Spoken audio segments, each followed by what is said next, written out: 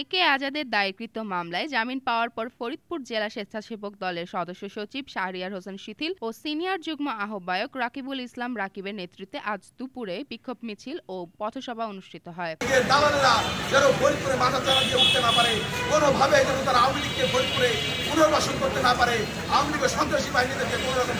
Court compound থেকে শুরু হয় মিছিলটি ফরিদপুর প্রেস ক্লাবের সামনে এসে শেষ হয়। সংক্ষিপ্ত পথযাত্রায় বক্তারা তাদের বিরুদ্ধে দায়ের করা মামলার নিন্দা জানান এবং ফরিদপুর বিএনপি নেতাকর্মীদের উপর চলমান দমন পীড়নের প্রতিবাদ জানান। ওয়ালটন এখন দেশের সীমানা পেরিয়ে পৌঁছে গিয়েছে 50টিরও বেশি দেশে।